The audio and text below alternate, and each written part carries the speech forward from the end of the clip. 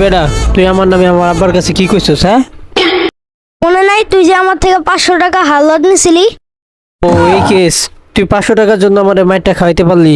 আমারে কইলি তো তোরে আমি টাকাটা দিয়ে দিতাম। তো কি করবো বেটা, তুই আমার ফোন টোন ধরস না।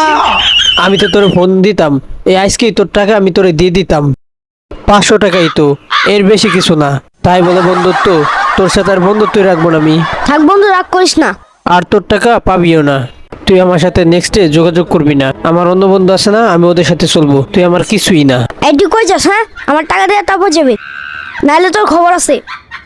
কি করবি তুই? হ্যাঁ, কি করবি? আমি এইখানেই আছি, 2 মিনিটের ভিতর কর, আমার সময় নাই। আর তোর টাকা পাবিই না, তুই যত চেষ্টা করিস। কি করবো মানে দেখ কি করি। মালিক আমারে, তুই এইখানে দাঁড়া, আমার বন্ধুকে আমি নিয়ে আসতেছি। 1 মিনিট দাঁড়া, তোর এই প্রতিশোধ আমি নিবো। তুই আমার এলাকায় এসে দিস, তোর খবর আছে। আমাদের ভিডিওর মূল কারণ এটাই যে এরকম আমাদের সমাজে অনেক বন্ধু আছে যারা শুধুমাত্র টাকার জন্য বন্ধুত্ব নষ্ট করে দেয়। বন্ধু এক বন্ধুকে মারে, আর অনেক কিছু হয়ে যায়। তো আমাদের উচিত এরকম বন্ধুত্ব না করাই ভালো। টাকা নিলে সময় মতো টাকাগুলো পরিশোধ করার।